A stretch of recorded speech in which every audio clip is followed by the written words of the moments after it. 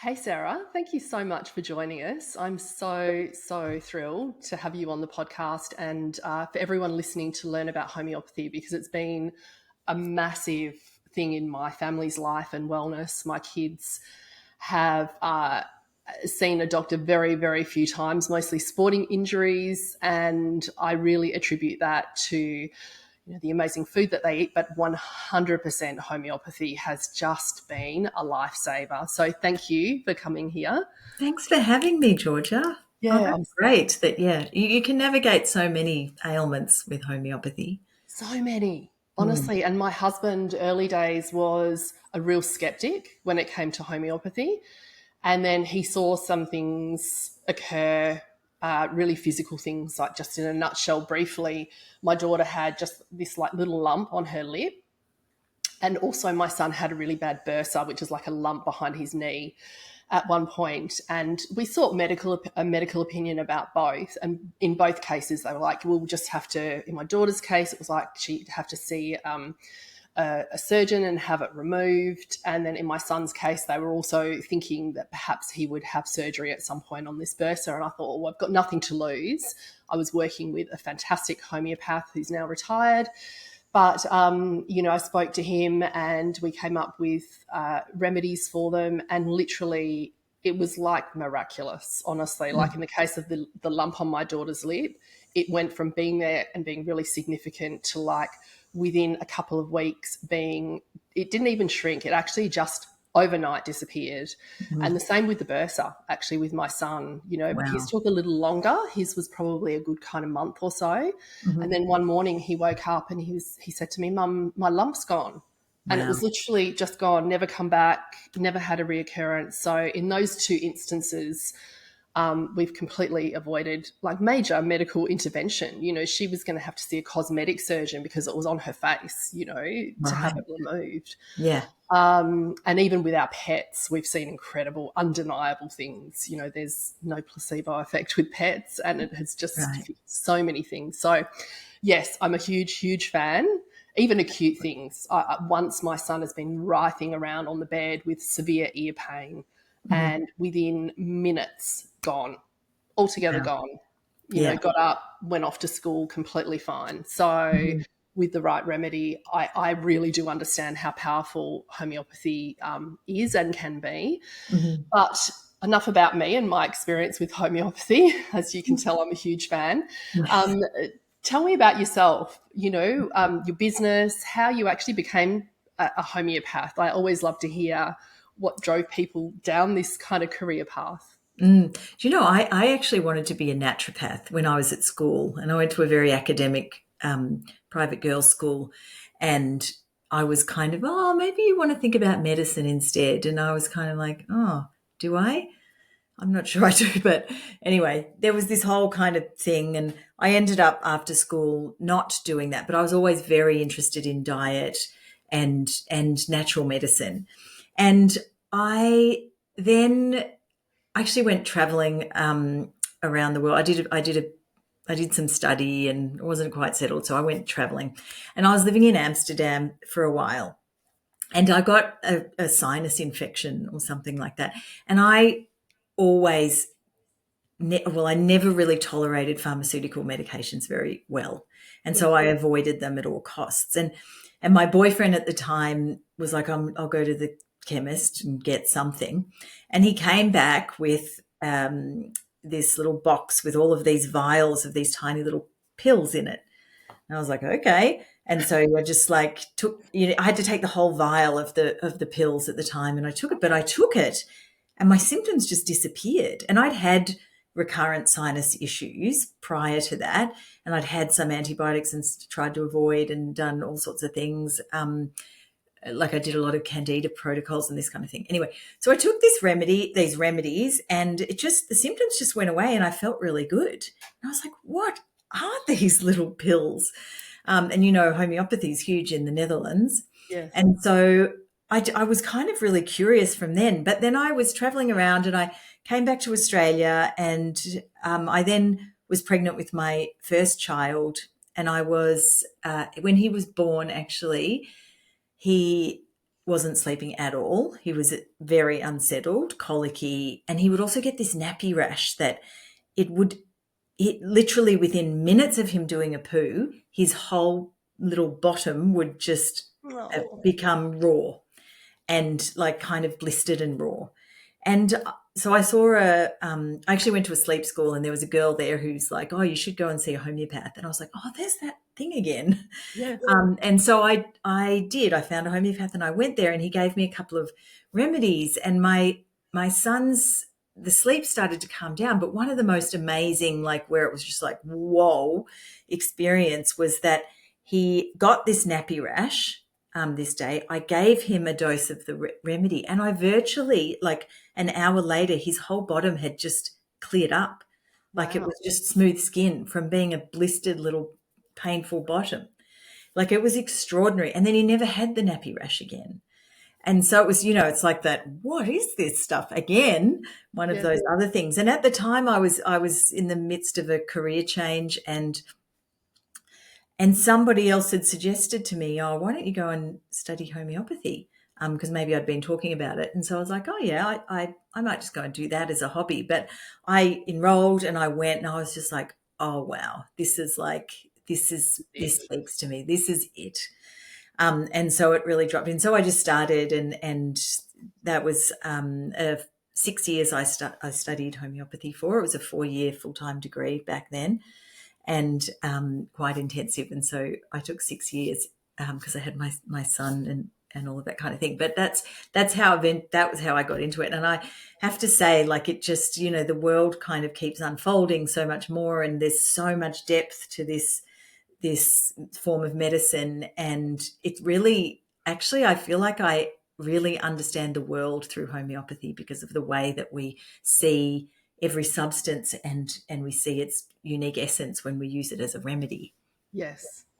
So, what is homeopathy for anyone that's listening who has no idea what this magic medicine is? Both you and I have just Yes. talked about. Yes. What is it, and how does it work? So actually, and this is the controversial thing about homeopathy Yeah. too, is that homeopathy is diluted substances. So we have plants, animals, minerals, and we have even like tissues, organs, and that kind of thing that are made into remedies by a series of dilution, which is so diluting the substance. So, for example, you take a plant tincture, a herbal tincture, for example, and you dilute it 1 to 100 or 1 to 10. So 1 drop of the plant tincture to 99 drops of water, so to speak, and then you succuss it. So succussing is shaking it with a bang. Mhm. So there's a series of doing this, and so we actually use quite high dilutions of substances. We can use low ones depending on what we're working with.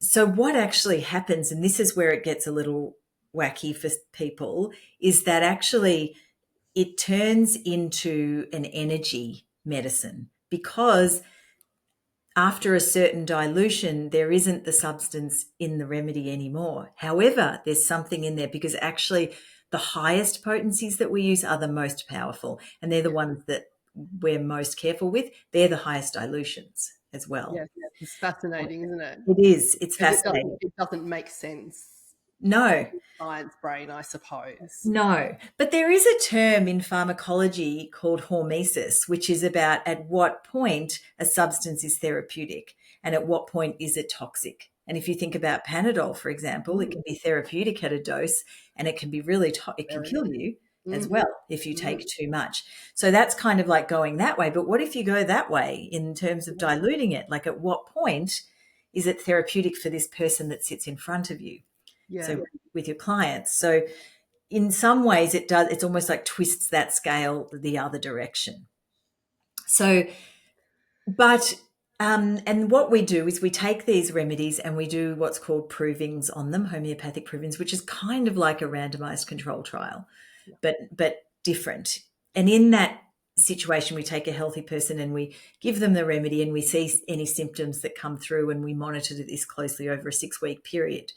But we don't just look at physical symptoms. We look at emotional state. We look at dream state. We look at how that person is in the world, how they react to the world, and that kind of thing, as well as all the physical. So it really is, when we are prescribing a remedy, we're looking at somebody's emotional state matched with their physical state. Like, for example, if it's a wet cough and the person is a little bit irritable and angry and doesn't want anyone around them, they might need this particular remedy. If it's a wet cough and they're a little bit snotty and they're really clingy and they want someone with them the whole time, that's going to be a different remedy. Same Yeah. wet cough, but Yeah. slightly different remedy that's required. So it's And very individualized. just to clarify, you say, we do these tests. I mean, this homeopathy is a very old form of medicine, isn't it? The reactions of all the provings of these remedies have been monitored and witnessed and analysed and documented for, Yeah. I'm Hundreds not of sure, you years. tell me, hundreds of years. Yeah, Yeah. over And there have been 200 years. times, there have been like homeopathic hospitals. I don't know, are there still Yes. homeopathic hospitals? I know in the past there were hundreds of homeopathic hospitals. Yes. There was one in Glasgow that was left, and there's the London Homeopathic Hospital, but Yeah. they just changed their name in the last, I don't know, 5-10 years or something. Yeah. But of course, the royal family, they all use Yeah. homeopathy. They have done for a long time, Yeah, forever. absolutely. Look, Um, I mean, and why homeopathic hospitals have disappeared is obviously a conversation for another time, mhm, but it certainly is a very old, traditional, very well tested yeah, form of medicine. This is nothing new, is what I'm trying to get no, at. it's nothing new, and it is very controversial. Yes. And I think, I mean, again, that could be a whole nother conversation about the why and wherefore, like that these kind of systems get squashed a little bit, Yeah. or are dealt with controversial. But I have to tell you, I had a client, this was a long, long time ago, who came to me, and she actually came she had polycystic ovaries. And she didn't really know about homeopathy, and she might have been referred by someone. And she said this girl, she was probably 26, she'd never had a regular period in her life. She'd Wow. had many medical interventions. She'd done all sorts of things. Anyway, she came to see me. Within 3 months, she's menstruating every month for the first time in her life. And she said to me, I actually, now I've just looked up what homeopathy actually is. And it says that it's just a coincidence, that it must be a coincidence Placebo. that I'm suddenly getting my period every month. On the internet, everything says it's like, it must be a coincidence. And I was like, how about that? It's really interesting though, because I see coincidences every day in my practice. So is it really a coincidence, or is something actually happening here? Let's, Yeah, 100%. And this was, early days. As I said, my husband took a bit of convincing with homeopathy. Mhm. He was on board with it, but he did take a bit of convincing, and he saw things. As I said, I've just already discussed two things, but even as I said, the pets, where you take away any chance of there being a placebo effect. Mhm. We had a dog who was terrified of thunderstorms, and I live in Queensland and we have a lot of thunderstorms, and nothing would console her. Even sedatives would not have touched the Um, sides. I know I never tried the sedative, but I know from when she had anxiety attacks, when she was in getting sterilized, actually, they gave her sedatives afterwards to try and relax her, and they didn't touch the sides on her. She's a highly neurotic dog. And a storm would start, and she'd go from being an absolute unconsolable mess to sound asleep snoring on her bed within seconds of having a little pill tucked up underneath her gum. mhm. And that's when my husband was just like, okay, I get it. Do whatever you got to do. Give those little white pills as much as you need to. Just getting back to what actually happens in a homeopathic consult, I know one of the things that a lot of people get a bit perplexed about is the questioning, because, like you said, the devil's in the detail with homeopathy, isn't it? And particularly those strong psychological symptoms are really, really important when you're prescribing homeopathics. So often in consultations, you do ask, unusual questions Mm-hmm. that sometimes seem not at all related to the thing that you're going in there for. You know, it could be a very physical symptom, but then as a homeopath, you might ask about some fairly deep-seated emotional feelings as well. So, yeah, that's something, I don't know. Do you find that with some patients that they're just a bit perplexed when you start asking, yeah, about emotional stuff when they've come to you with something extremely physical? Sometimes, Yeah, yes, but and often I'll just do a little like explanation of that. We also send out a like a form that requires them to answer a lot of questions, so they yeah, already know it's fairly thorough. But there's a lot of the, it's not infrequent that people will say, "Oh, this feels like a counselling session." yeah, So, I mean, usually that's not it. If somebody comes in for an acute illness, yeah, then it might be, was there any stress? Was there any kind of events that might have happened leading yeah, up to your illness, current state? But when we get right into the chronic stuff, it goes quite deep, and we yeah, explore fears and emotions and, all of the things wherever yeah, it needs to go, really. yeah. So, Mm. what kinds of conditions do you treat, especially in kids? So I specialize in working with complex pediatric cases. So I work with autism, ADHD, PANS and PANDAS, which we can talk about what they are as well. Basically, all those acronyms, Yeah, and they all fit under an umbrella of neuroimmune cases. conditions, yeah. So that's kind of I just see so much crossover between all of those diagnoses, and Western medicine categorizes them as such, but they're all kind of similar, quite Yeah, similar to okay. each other. Okay. I know that it's not just you that practices out of your business, which is called the Family Apothecary. I told you I would struggle over that word. I think You I did it. talked myself into it. Yeah, no, you did One well. word I struggle with. Yeah, so, you know, obviously that's your area of specialty, but homeopathy really can help so many different conditions, can't it? From Right, acute right. conditions through Yeah. to chronic Yeah, and illness. in my practice, like I have two other practitioners who work with me who work with the complex children, these complex pediatric cases, and then I have another two practitioners. I've also done a lot of work with hormonal complaints, with menopause, perimenopause, because it's brilliant for that too. Jessica, who works with me, does a lot of skin issues and gut and toxicity, and Chelsea's doing a lot of hormonal issues, and as well just general children's complaints, like even we have people coming that are like, oh, my child's having lots of nightmares, Yeah. can you help, that kind of thing, and we can definitely help with that too. Yeah. So how how does it like with it, let's move on now. Actually, let's talk Mhm. about neuroimmune conditions because Mhm. that is your area of specialty. Mhm. So, do you want to start with perhaps just explaining what these conditions are, particularly the ones with the acronyms, just so everyone is on the same Yeah. page and everyone understands exactly what it is that we're talking about? I think most people Yeah. understand what autism is, perhaps ADHD. Mhm.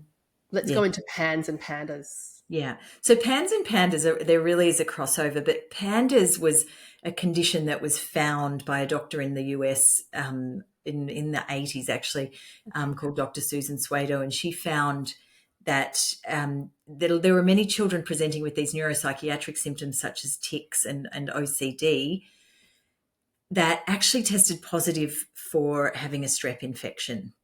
So what she was finding was that these children, when they had strep, they would then also have these behaviors, washing hands, ritualistic behaviors, severe anxieties, and this kind of thing. And so there's just a whole lot of research out there on that. Eventually, this evolved into, this is not just confined to strep. So it's not just confined to a streptococcus infection. Actually, it could be a virus. It could be another bacteria, where these kids' immune system is seeing the presence of this pathogen and starting to attack itself in a particular way. And there's a whole kind of process for that. But really, these children have a really disordered immune system. It's like their body doesn't start to go, oh, there's strep. Let's show some signs that we know what that is and we're dealing with it. It's sore throat, all of those things. It's not doing that. In some cases, the kids will get those symptoms, but then they'll also get these severe anxieties, these fear, rage, tics, OCD.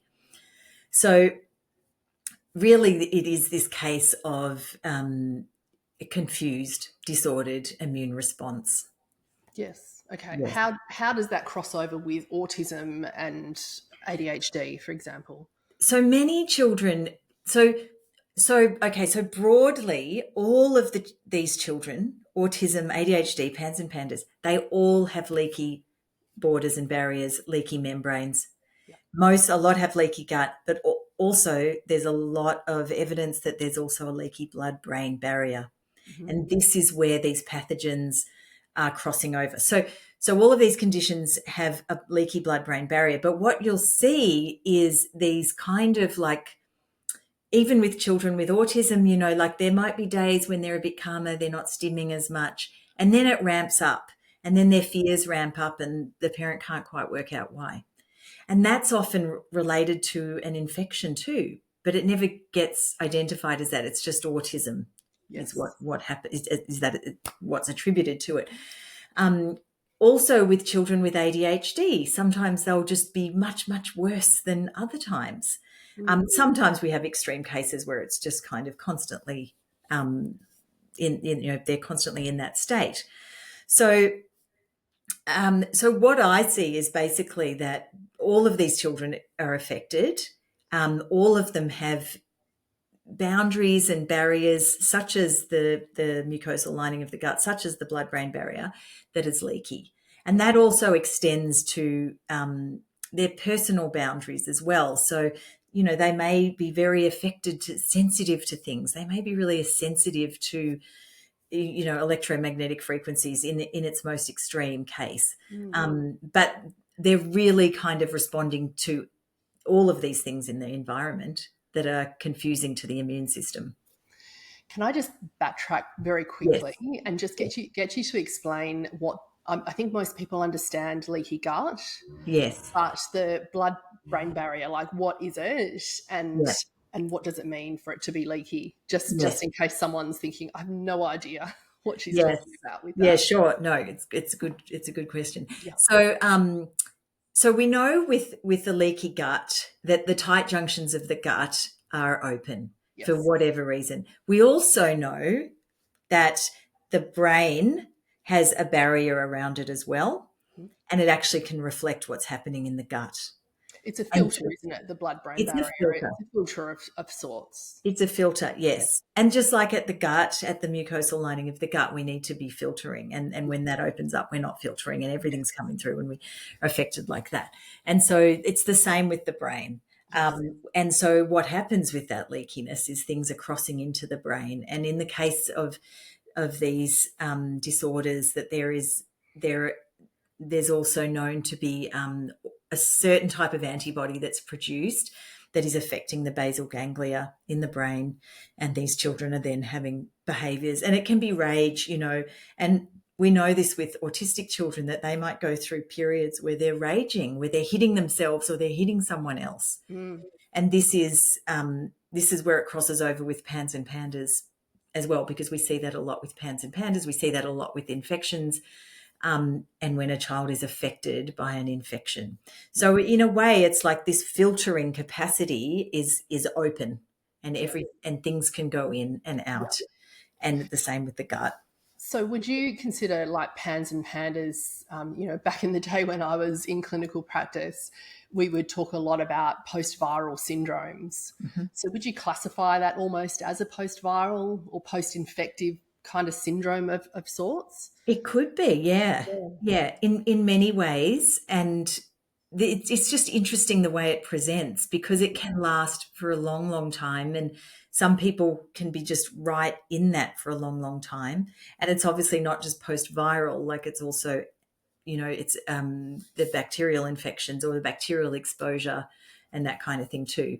But yeah, it's and some kids, when their immune system is at that point of completely disordered, they never get sick. They will never have a fever or a runny nose or what. They never show those signs. They just are in this state of rage or panic or anxiety or, just washing their hands all the time kind Yeah. of thing. Yeah. Fascinating. Mm-hmm. So, what factors, are there any other factors outside of what you've already explained when you're looking at a child with this neuroimmune status dysregulation, I suppose? Mm-hmm. So there's so many things, I mean, looking at the broader picture, Yeah. our children more and more, even in utero, are exposed to all sorts of So many toxins. toxins, right? Mm, mm, And it continues. yes. They enter the world and then there's more. And like even if we eat organic food and, we're looking after ourselves, which we absolutely should be doing, you just have to go and play on a sports field and roll Mm, around and you'll be covered in, glyphosate. So this is all of these factors, I think, contribute to our children's borders and barriers yeah. being broken down, Yes. like leaky gut, leaky brain. Mm, So this issue, I mean, the amount of children, I think, and the amount of children that don't get diagnosed with this but are having, severe anxiety. I mean, the amount of school refusal since COVID yes. is enormous. Yes. And then we have to wonder, is that post-viral? Yeah.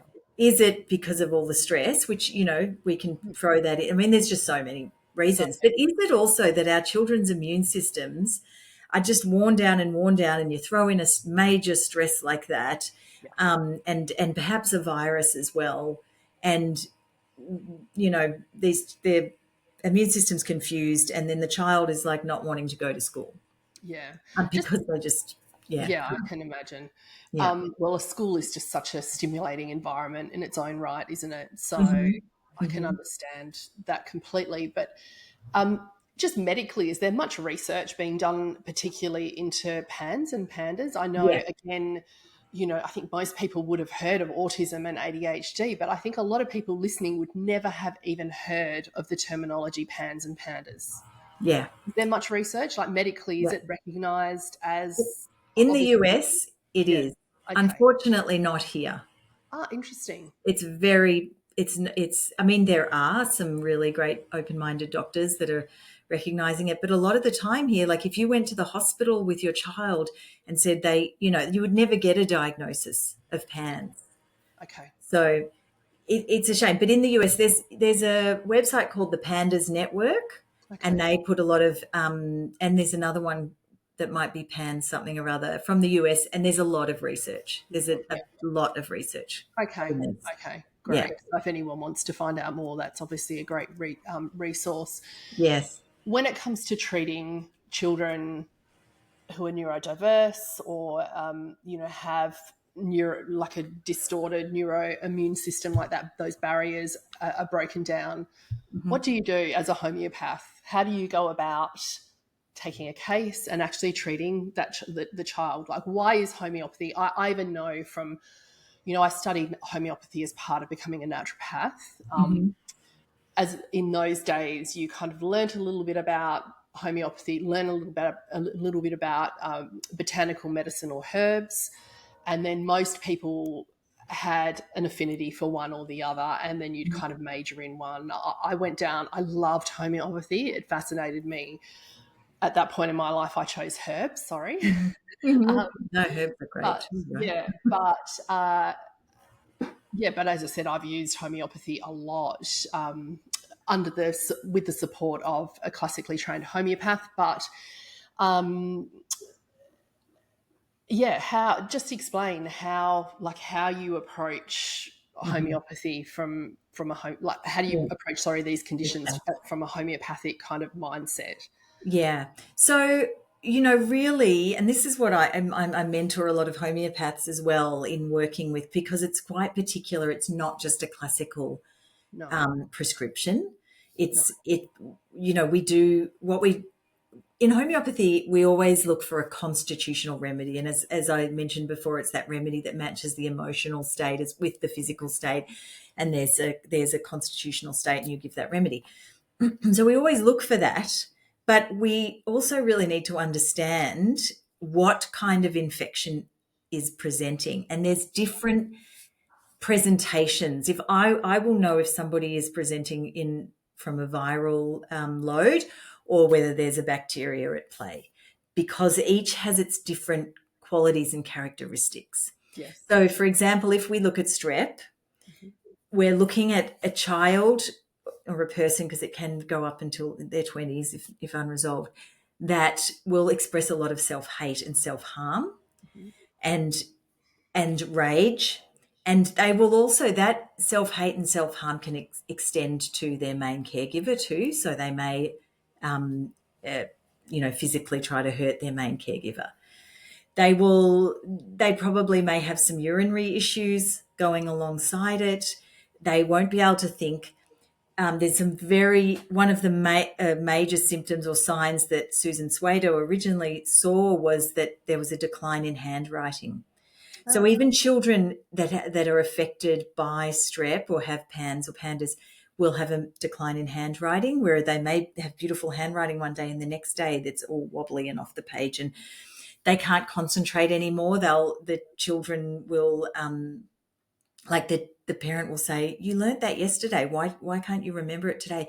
But they're so inflamed in their brains, because that's what happens with the neuroimmune status is, so the immune because there's a disease or a pathogen, the neuro because it's affecting the brain and the nervous system. Mm-hmm. So these children will, they won't be able to remember, they won't be able to learn anymore. It just becomes very, very challenging and difficult. So in the case, so when I generally speak to the parents first, Yes. and I do a lot of my work online, because to sometimes to get these children to come to a consulting room and speak to it, that's not going to happen. They're not. It's too anxiety producing. I mean, most of the time they don't even want to get on a screen, because sometimes seeing their own reflection can set them into what's known as a flare. So like a self-hating, however. So it's really understanding how each flare or each child presents when they're at their worst and prescribing for that. But what I always do is, as well, is I'm looking at all the interventions, all the things that may have contributed to their disordered immune system.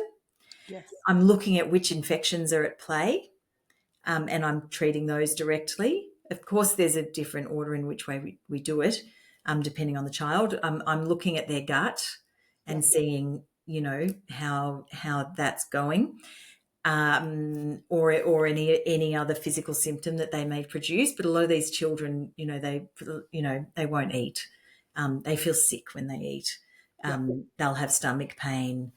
They'll be really low energy. So I'm just looking at the flavor, and some of them will be like really histamine-y, and they'll be reacting to, they'll be getting hives and things like that all the time, or lots of, overreaction to bug bites and things. So it's really about kind of understanding the flavor of each situation and digging deeply into that in order to prescribe a series of remedies. So it works differently than classical homeopathy. That's my experience, and this is how I work. Because my oldest son had PANS, and this is, nothing like having a mother with a child with an illness like this to throw them into, like, how can this help? How can I help? Yes.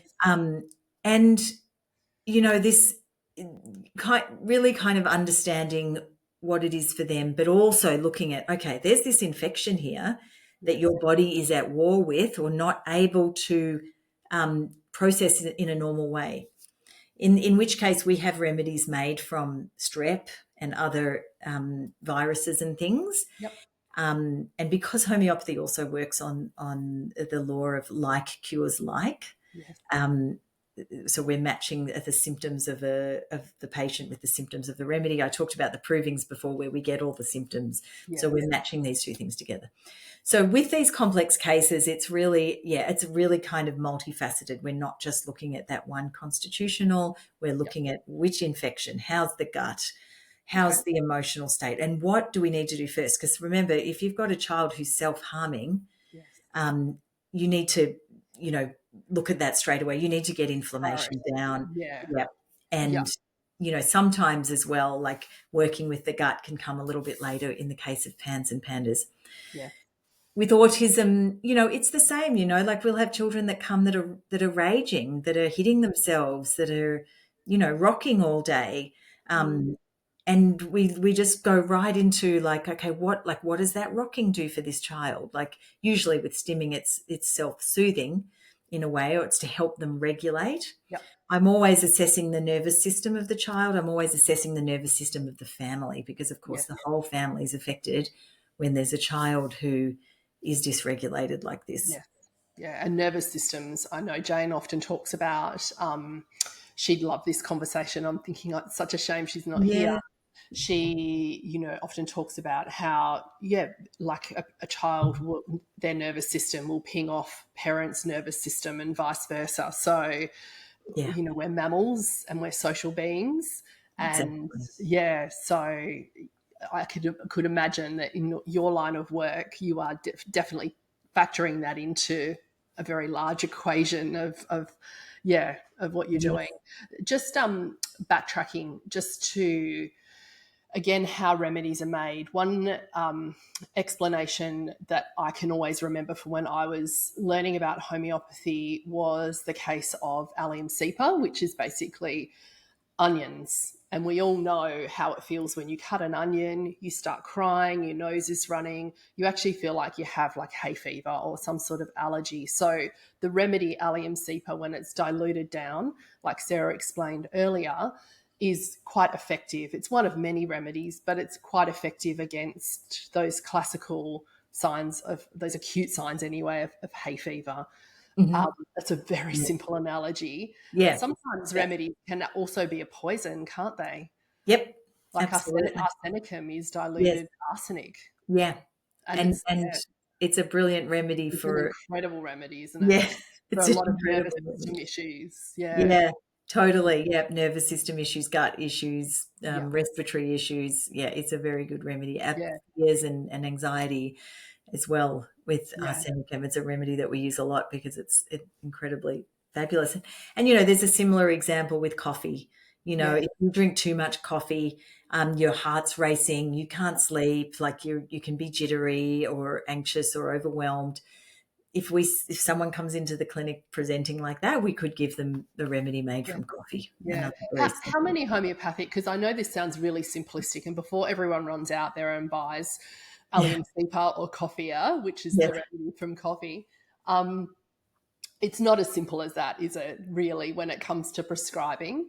I mean, acute prescribing, it's relatively not necessarily simple, but you can often find an acute remedy fairly quickly. But particularly for complex cases, especially what you've just discussed with us, that is just, even from my homeopathic knowledge, it's like, it's mind blowing, all of the things that you need to consider when you're actually treating, a child with one of these conditions. But how many homeopathic remedies are there out there? There's about 8,000. Is there? Yeah. Yeah. So, when you're seeing someone, you literally are choosing between eight. I mean, it isn't 8,000 remedies, because you'd have a selection. Yeah. Mind you, I mean, the way that I work, like I have systems, and there's homeopaths that have written wonderful books and systems about the plants or about the minerals or about the animals. And so we can see, there's lots of empirical evidence, isn't there, around these remedies? So it's not like it's not a shot in the dark kind of situation for someone who understands the remedies. And I imagine for someone like you who works so closely in such a kind of niche market.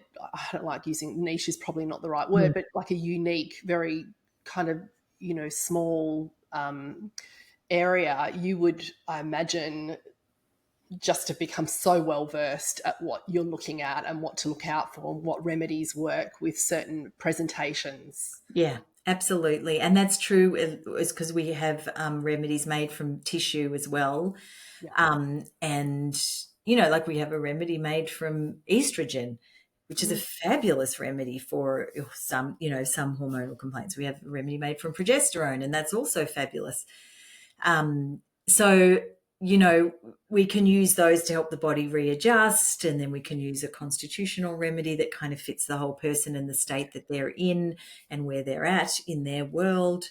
But yeah, I get, it's like, it's a skill that you kind of hone, but you do, it takes a long time to kind of,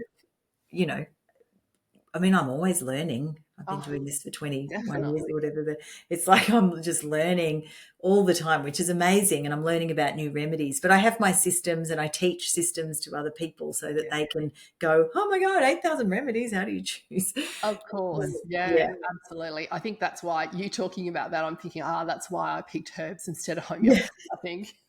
Yes. I'm not a particularly patient person, so I actually don't think that I have had the patience for homeopathy. Yeah, right. Herbs are a lot more clinically, Yeah.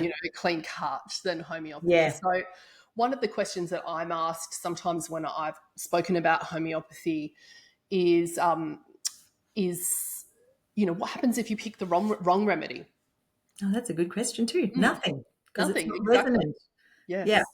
Just doesn't work, does it? It's more Like about it doesn't work, and it's more of the more made like more of a concern is if you pick the wrong potency, yes.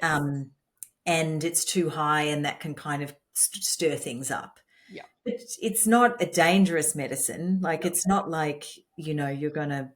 Yeah, it's not. Yeah. I mean, sometimes when you pick the right remedy, it can stir things up very, very temporarily, like for, even overnight, a day or whatever, and you get an exacerbation of the symptoms, so things really escalate.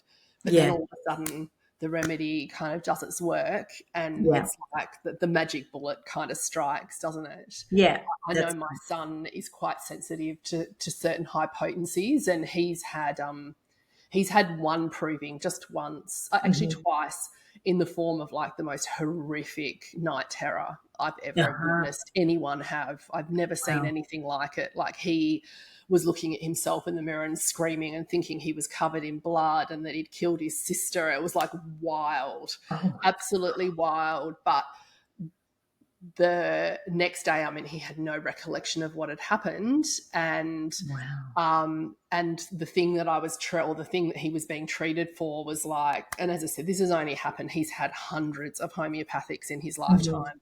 This only happened, as I said, twice, probably once severely, once really mildly. But the upside is that what we were treating completely resolved. Like the next day, he was a different child altogether, both physically and mentally and emotionally. Yeah. Chalk and cheese. And sometimes, we need to work through things. Yes. And homeopathy can do that. It can bring something to the surface. And not that, like in the case of your son, in that example, that's ever a part of his reality, but somewhere in his field, in his energetic field, that was there. And somehow it cleared out. It was like a trauma was being released. I mean, it was no trauma that I knew of, that's for certain. Right. Like, he's the most calm, cool, gentle-natured human on earth. Yeah. And it was a really violent dream, which was, I think, made it all the more worse for us as parents. He was quite growing up when it happened. So I was actually he was like the Incredible Hulk. The amount of adrenaline, I've never witnessed adrenaline run through someone's body like it did, because he's already quite muscular because he's quite athletic and his muscles bulged out. My husband's it's like he's turning to the Incredible Hulk. Wow. Oh my God. It was insane. It was really, really crazy. I ended up standing him in the shower and kind of like running Oh, we tried to work through it for a good 20 or 30 minutes, and I thought, oh Yeah. my god, the neighbours are going to start calling the police in a moment, thinking that there's Wow. Oh my we live God. in quite close proximity to neighbours here. So yeah, and it was literally the middle of the night. It was, yeah, it was quite the Wow. experience, but Wow. power That's of homeopathy. yeah, that's yeah, absolutely. It can be. But it's a there's sometimes, because parents want, and generally we don't see that kind of big No, reaction. But sometimes that's kind of what needs to happen yes, as well. Like yep, the body needs to have a big push out of something. yes, And as long as they get better on the other side, then you yes. can go, okay. But, there's the whole thing about, healing crisis and Mm, navigating healing crisis. Well, sometimes it can be like that in the form of a dream or, yeah, something coming up and out of the subconscious yeah. mind. And Yeah. as I said, I've treated him homeopathically, both Mm. myself acutely, but also he's mostly been under the care of a homeopath for his Mhm. whole life. Well, both my kids for their whole life. He's My daughter's like, we call her the cockroach because she's just bulletproof. She rarely has needed any kind of support homeopathically. She actually got her first virus just recently, and she's Mhm. 20. Like, Wow. yeah, like never had a flu or any kind of virus in her life. So yeah, she's Wow. the Yeah. cockroach. But Jessie definitely is more sensitive, Mhm. just totally cast from a different mold to her Mhm. altogether. Mhm. And he definitely has needed homeopathic support, stemming back actually to what I think was a mold injury. We moved into a rental house that just Ah, exploded in mold. And I yeah. felt like from that point onwards, he's had nothing major, but, Yes. and as I said, nothing that's ever needed any Yeah. kind of medical intervention. Yeah. But yeah, homeopathy Yeah. has definitely been a godsend. And like you Yeah. said, in the times where he's woken up in the middle of the night and I haven't had access to a professional advice, Mhm. I have got a homeopathic first aid kit. So I've Mhm. just started dishing out remedies, hoping that Mhm. something would trying to match the symptom picture best I could. And like you said, I would know that it was the wrong remedy because it just didn't work. And then you Yeah. give the right remedy and bam, he's Yeah. asleep. Everything's solved. Ear Yeah. pain's gone or whatever it was. So yeah, Yeah. And the more that we use remedies, this is absolutely what I see in my practice and with my children as well. yeah, I think my children both never have had antibiotics. yeah, Um, they've never had to. mm, And this is really because I have this at my, fingertips that I yes, can use or, um, it really is because of that, because my son had PANS, which is a mm, whole other thing, but he's never had antibiotics or had to have like any kind of major steroids or anything like that. yeah, The more that we use the remedies, the stronger the vital force will yes, be. yeah, There's no doubt in my mind. And I 100%. think, you And know, Jesse's just turned 17, mhm, and he is one robust, strong kid now. mhm, Like for mhm, probably the past 3 years, he's mhm. just, and but in those younger years, yes, I kind of I can remember early days again in my training, someone talking about using homeopathy as like a mainstay, and it's like you're peeling back layers of the onion. And I Yeah. feel like Jesse, we've peeled back all of these outer layers that have that supported his body, Mhm, and now he's just this, like, we've got to the core, and he is just, as I said, just this incredibly robust mhm. kid, both mentally and physically. He's bulletproof. He really Yeah. is. Yeah. Yeah. Yeah. And I think it's just, that for parents as well, like just if you can, become familiar, you can have like it becomes a choice, because you can, if you need Panadol or you need to go to the emergency, you Mm, go, you yes. know. But if you've got something, a little fever here or something, you don't necessarily need to go the whole hog. You could give a remedy or, Yeah. try a different remedy, and that's going to be strengthening their vital force all the time. But it's Yeah. just about knowing that you've got a choice, really. Absolutely. Just about that education, because that's one of the problems. I think most parents don't know that there's something else they can do when their Yes. child is unwell. Yeah, absolutely. And there are so many different choices and so many approaches Mm. homeopathy is, as I said, definitely one of my personal favourites with my Mhm. own family. Do you sell homeopathic first aid kits or do trainings Yeah, in homeopathic first aid? yeah. We Yeah. do both, yeah. And Okay. Jessica's about to run one in March, Yeah. and I have kits for sale on my website. I'm about to get some smaller travel kits as well. Yeah. Yeah. You can have in your handbag or Yeah. whatever, Perfect. and they come with a little booklet. Yeah. The kits, so Yeah. you can, So yeah, have a little so look. when we're talking about first aid, a homeopathic first aid kit like what I have upstairs is basically a selection of remedies, and you have a little guidebook that helps you to choose the remedy that's most appropriate for acute conditions, Mm, like I said, in the middle of the night when your child wakes up with an earache or a snotty nose, or homeopathy can be really, really powerful for those things, but definitely for chronic ongoing conditions, working with a practitioner is, I yes, think, the only option. As I said, I've studied homeopathy and I wouldn't yeah, think for a heartbeat to try and treat my own family or myself homeopathically for any kind mm, of chronic or ongoing conditions that have kind of, yeah, arisen. So, yeah, yeah. Agreed. Like I think that, but I do think it's really great.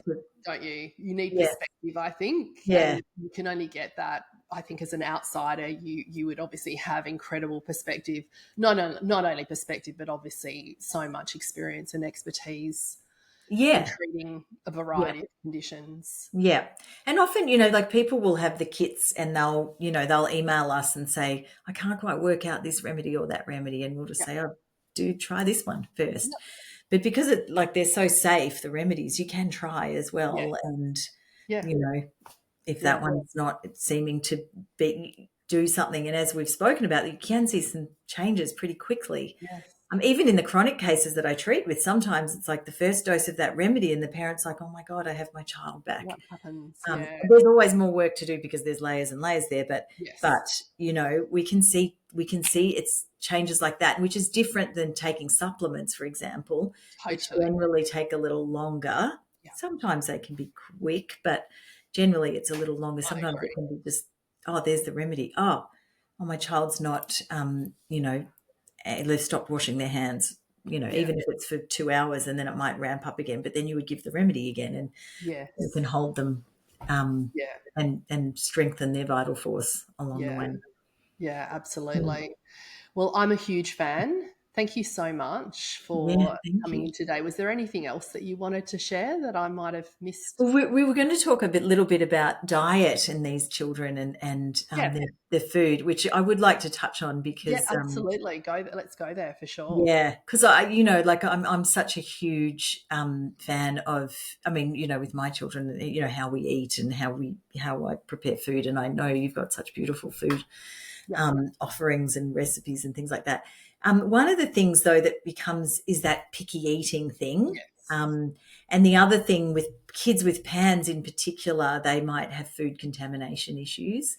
And so Right. then that kind of comes into the psychology part of it. And so, but in every single case, I will say for sure is that if they are eating foods that aren't compatible or that are full of toxins or whatever, Mm. their inflammation markers are going to rise, Yep. and we're dealing with a high level of inflammation.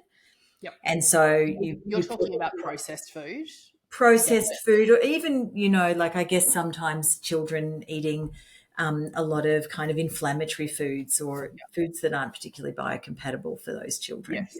So in Um, that case, they'd have an intolerance, for example, to gluten or dairy that yes, you would have identified as perhaps being a yeah, potential trigger yeah, for yeah. inflammation for that person. Yeah, yeah.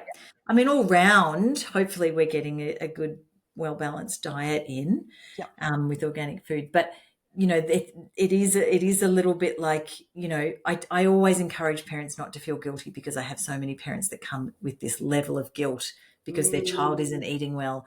I mean, some of these children won't eat and they refuse to eat, and so sometimes it's a case of, okay, you just get the best food you can into them at the time, and then we work on bringing down their anxieties, and then you And you can expand. start working on, Yeah, improving their relationship with food. Yeah, yeah, absolutely. And I mean, that's the power of homeopathy, isn't it? yeah, Like you said, when you can have such an impact on their their anxiety and the way that they're feeling and relating in the world, yeah, yeah, then it kind of allows parents to backpedal and really try to get back to introducing more whole foods and yeah, reducing inflammatory foods, like you said. yeah, yeah. So it is super important.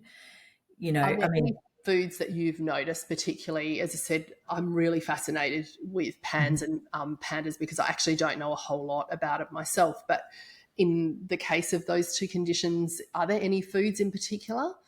Well, I mean, I would say because gluten and casein, which is the Yep. protein in Dairy. dairy, Yep. contributes to leaky gut. Yep. We don't want these already leaky barriers to become leakier. Idea. Yep. We also know that those foods can contribute to autoimmunity Yep. um, as well. So generally, I would say that. But then yeah, there is that balance of okay, you just do what you can for now. The other thing as well is histamine. We Yes. see a lot of kids with mast cell activation who's Okay. basically who are having histamine issues, or their body's dumping histamine. Their mast cells are really sensitive. Mast cells release histamine and inflammatory cytokines into the Yep. system according to a trigger. So sometimes because these kids are, their inflammation's already so high Yep.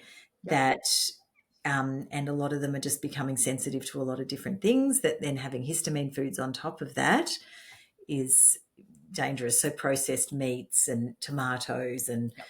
even avocado, chocolate, Yeah. yummy things like So that. in these cases, Mhm. do you feel like it's a matter of obviously treating them uh, and resolving? Like, do you get to the point where these conditions actually can be completely resolved with homeopathy, with the support of what you're doing? So yes, but it gets to the point where it's like if you're eating terrible food, you're Yes. not going to fully recover. No. So it has to be woven in there somewhere. Yes. Whether it might not be the first port of call, but it's like we have to kind of get that in Yeah. there, otherwise we'll stay inflamed, and that's what we're wanting to do. I mean, I have seen amazing things in bringing down inflammation just with remedies, but Yeah. from my perspective, if people keep having these Of foods course. that are causing them issues, then Yeah. you can only go so far. Yes, of You know? course. Yeah. So, but, sorry, I probably didn't phrase that question Mhm. correctly. Mhm. So you are treating someone and they get to a point where they're doing all of the work with their diet, getting incredible results. They're feeling like a completely brand new person. At that point, can you start to reintroduce some of the allergens if you feel like those barriers have healed to a Sometimes, yeah. degree? Yeah. Sometimes, yeah. I've definitely known that to happen. And even, like by introducing a remedy that is for that food, reduces somebody's sensitivity to that food. So, for example, tomatoes, we give the remedy that's made from tomato, and it starts to kind of Yeah. work Okay. on reducing that reaction. Or it could just be a constitutional remedy. So overall, we want, their body, because the thing about, histamines and things, it's like a cell danger response. It's just like I'm in danger, and Yes. I'm in danger from the whole world. And then that food comes in, and that's danger, and my body's just freaking out all the time because it just feels like I'm in danger all the time. And so, yeah, so we do, get to the point where the body's not in cell danger response due to remedies, due to looking at the diet, and then so more things can be tolerated. Yes. Yeah. Mm. And do you also advocate for environmental toxins to be minimised just to reduce that toxic burden on the Yes. child? Yeah. Yes, and you were talking about mold before, and we also can detox mold. We do a lot of environmental toxin detoxes as Detoxes. well. Yeah. Ah, interesting. So if there's been adverse vaccine reaction, we can Yes. detox vaccines, we can Yeah. detox steroids, um, glyphosate. That's a very good one Yeah. for Interesting. the gut. Wow. Yeah, interesting. Yeah, amazing. It's quite different to the homeopathy, like Yeah. the philosophy around homeopathy that I have a trained under and also Mhm. been exposed to. But Mm. yeah, just incredible. Do you Yeah. eventually is your goal to eventually get to the constitutional remedy out of interest, or I always, I, strategy? no, I'm always there. Like I start prescribing the constitutional from the beginning Got because it. to me, it ties in the whole prescription. So I Yes. might do a detox of some sort, like I might detox steroid, whatever it is I'm detoxing, Yep. and I'll always have a constitutional remedy and maybe supporting the kidneys and liver to Yep. detox, Got it. that kind of thing. Yeah. Yeah, but no, always, always. Yeah, I just wanted to clarify for anyone listening and thinking, oh my God, then my kids are going to be taking these handfuls of pills and things. That's Oh no. if you're not aware of what homeopathy is Yeah. about, they're tiny. Yeah, Sarah's Yeah. going to show you So if you're watching. this is a remedy. This label's a bit crooked. It liquid remedy, so Yeah, 5 drops. yeah. I don't have any little pilules. Oh, hang on, no, I don't. Ah, Yeah, for anyone that's listening as opposed to watching here, Sarah yeah, just held up just a very, very small bottle with a clear liquid in it. So homeopathic yeah, remedies are tasteless, odorless, yeah. low dose, like a low amount is given. So in the case of a liquid, it's 5 drops. So you can just put it into water, and your child would be none the wiser that they'd had a remedy. Hmm. And in the case of the pilules, they literally are the size and they have the same flavour as a grain of sugar, Yeah, really. They're like yeah, sugar pilules. So yeah. They're sweet. Yeah. compliance, that's the one thing with kids particularly. I think Hmm. that where herbal medicine and homeopathy are chalk and cheese, Hmm. is that compliance with homeopathy is Hmm. powerful. And it's also an inexpensive form Yeah, of medicine, isn't it? it Because is. Yeah, supplements and herbs can be quite expensive yeah, and yet require a degree of compliance. Whereas with yeah, homeopathy, it's literally sometimes as yeah. powerful as you having 5 drops in a glass of water, and then that's that. That remedy's Yeah. done with. Yeah, that's right. And Yeah, that's um yeah, this I get it. We see a lot of families that have tried, biomedicine for their children and have spent thousands on supplements, and I mean that those could have worked in some cases, and but we see the people where it hasn't worked and the kids have just started to go, no, I don't want to take them, or it's worked and the kids are like, I don't want to I'm not taking any more of the powders or pills or whatever. yeah, We see a lot of those kids, and when it's just a matter of like, just put these drops in their mouth or in their water bottle, or give them a couple of little sweet little pills, yeah. it's like easy I peasy. I used to have my homeopathics. I had both liquids and pilules, Hmm. and my daughter fairly recently told me that she used to sneak in to the cupboard where they were kept. I nearly had a heart attack, and sometimes she just loved having a little squirt of Right. homeopathics or a couple of pilules or something. She'd help herself to them. Well, I have had many parents email me go, oh my gosh, they've just had the whole vial of pills. And it's just like, it's fine. Because actually, if you have the whole vial, it's one dose. One dose, exactly. Anyway, if you have 3 pills or the whole bottle, it's still Yeah, one dose. So it's not that's how like safe they are. that's how safe they are. Yeah, Yeah. it's a matter of the frequency. But yeah, then, I mean, not that we want our kids to do that, No, but I it's know. I not couldn't going believe to it. kill I thought, oh my God, I didn't know you were that sneaky. Oh dear, I did. them. That's Yeah, funny.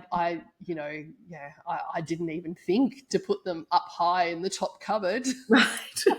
Like I did the lolly bags whenever they come home from a party, they'd have a little Yeah. bag of lollies and it'd go in the top Yes. to have the top shelf, Yes. where Totally. things would just go and disappear on the top shelf. Yeah. Should have, in hindsight, put the homeopathics. She probably cost me a fortune. Yeah. No, not really. But she's healthy, isn't she? Well, that's it. Exactly. Maybe that's why she's the cockroach. Yeah.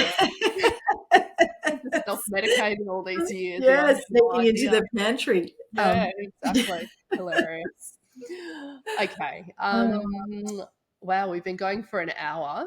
Mm. It's amazing. Thank you so much for your time. Yeah, I thank you. really hope that that anyone listening got a lot out of this. Mm. We're going to put all Sarah's details for her business. If you want to find out about her first aid kit or working with her or anyone in her team, we'll pop everything in the show notes. Or you can reach out to me and I can connect you, or you can find Sarah on Instagram and all the normal places. But Mhm. we'll have all of the details listed anyway. And yeah, I definitely, as I said, firm, massive fan. And I know Jane, it's a shame Jane's not here because I know, she has found the same. She has Mhm. used homeopathics with her now, one adult, same as me, one adult, one late teen child, and they're also exceptionally healthy and have Mhm. had incredible results over the years. So Mhm. yes, we're both very grateful to the modality that is homeopathy. Oh, that's wonderful. Yeah. Thank Thanks you for very coming by. much. Yeah, See you, thanks, Sarah. Georgia. See Bye. you. Bye.